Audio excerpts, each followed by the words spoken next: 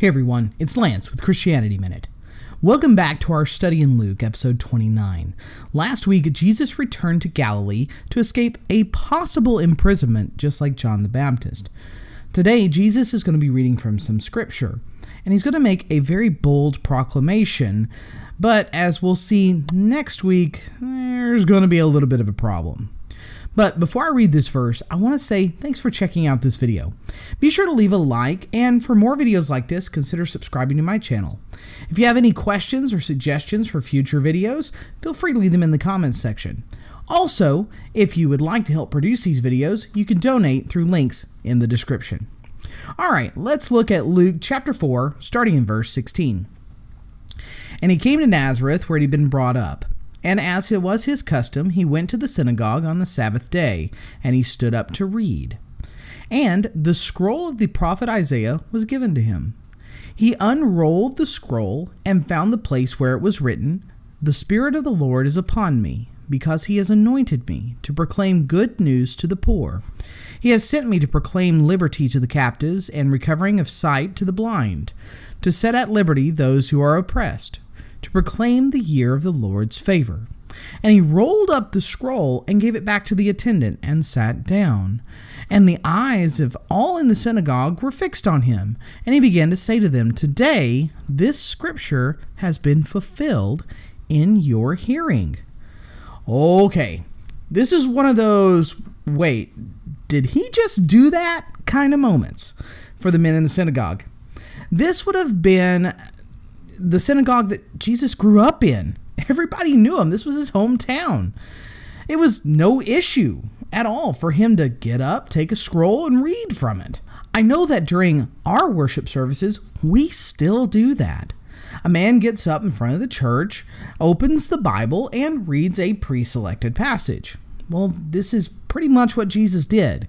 He reads a passage from Isaiah.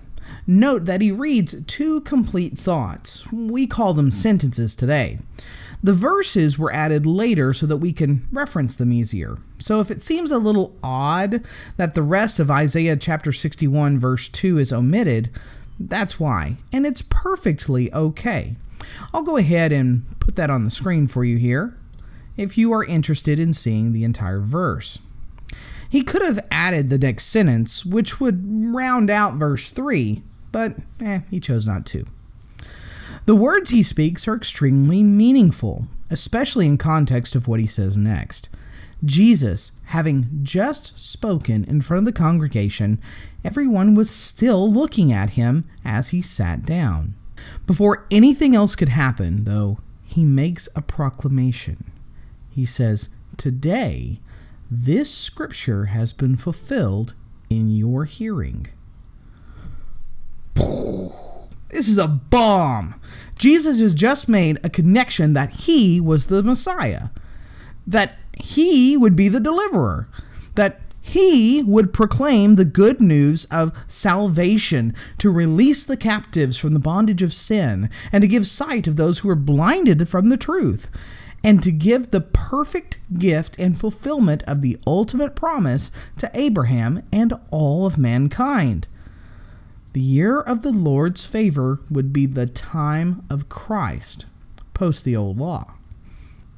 The reaction will be one of confusion, and Jesus' statements next would cause really quite an uproar. Tune back in next week.